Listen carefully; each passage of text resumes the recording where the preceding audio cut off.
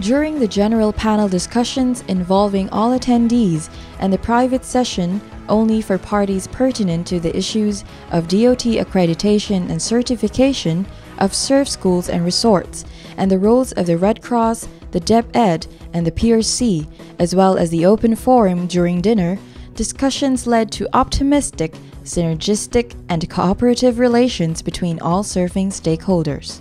Assistant Secretary Enario pointed us about our DOT's commitment to supporting the surfing and developing surfing in the Philippines.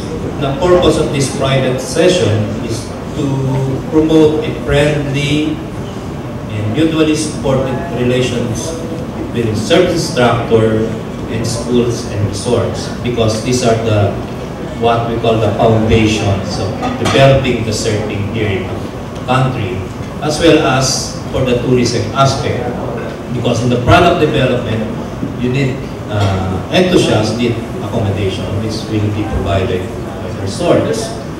On the other hand, the instructor develop the skills and interest. I mean, this is the part where other parties support each other. And discussion also in the seminar, the value and certification of accreditation. Why do we need to have a good certified instructors or accredited instructor in the department? The department usually set accreditation system, but in this time, we acknowledge an international independent body that provides certification. This one of the school, which is the ASI, and represented by ASIP in the Philippines. So why we need certification? Because it sets some standard of what a good instructor should be. There will be a lot of different instructors surfing, but if a tourist come in and wanted to learn something, he looks for somebody who already a good quality of teaching surfing. That's what the reason why we need also a certification program that is proof that he has some standards and capability to provide lessons in surfing. One of the objectives of the Philippine National Surfing Convention, which is to develop the product of surfing, and that involves the accreditation and certification of local surf instructors and surf schools, which is the mission of the Academy of Surfing Instructors Philippines.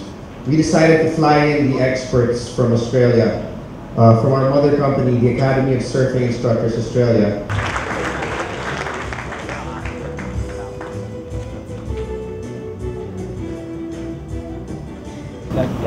Based at Bondi Beach, Australia.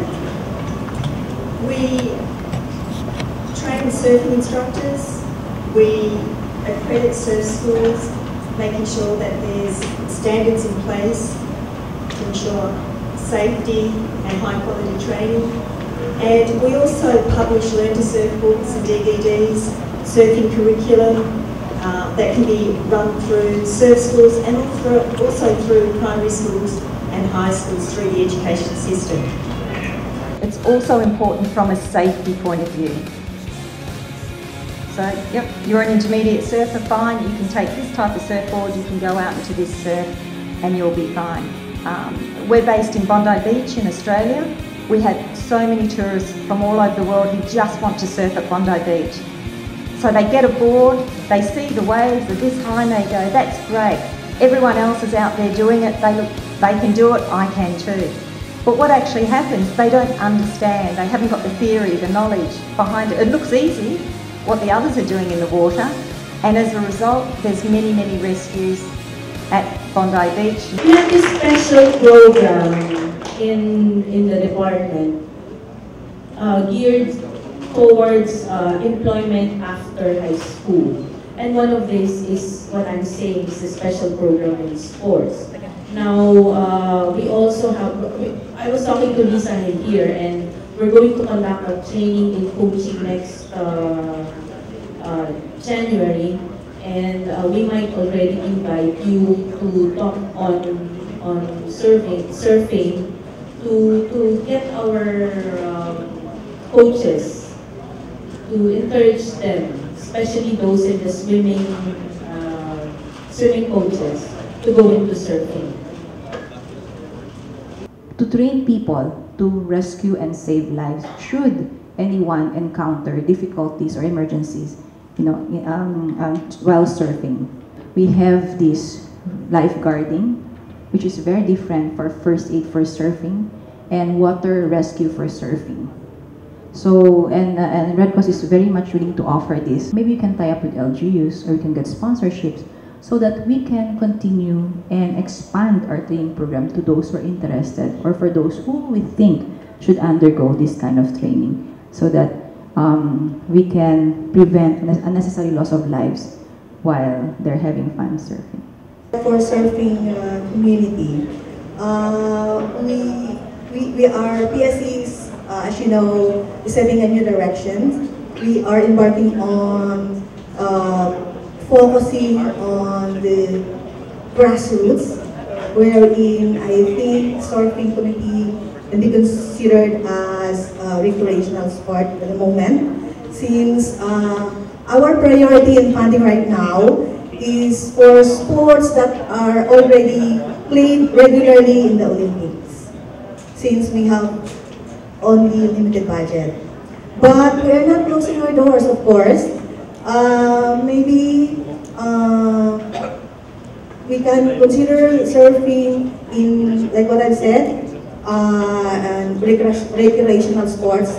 One of the most important impacts of the convention was the participation of local government representatives who vowed to help their surfing communities in all ways possible within their capabilities, and also to get the support of all surfing stakeholders along with the DOT and other national government agencies to develop tourism programs for their respective markets.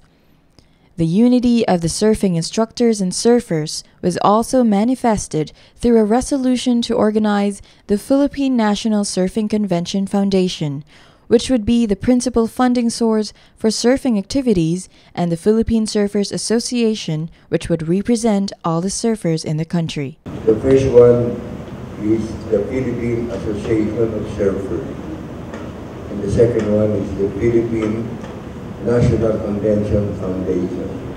The two separate associations. The first one is an association of independent surfers regardless of their skills. It's not just for brilliant skilled surfers like Rory Sherwood or myself, but it will be even starting surfers. What is important about this is that this association will be an association by surfers, for surfers, and led by surfers. There will be no politicians. Politicians can become members, but they will not exercise their personal politics in that association. The surfers will be independent surfers, determining what they want, voting on it on a majority level and not be dictated upon by politicians, because that is what has ruined this country. Politics is ruining this country, and if you allow politics to creep into surfing, it will ruin the sport. You must be your own masters. You must not have anybody dictate on you. Take money from politicians. Take as much money as you can from politicians, because after all, for sure, part of that money is yours anyway.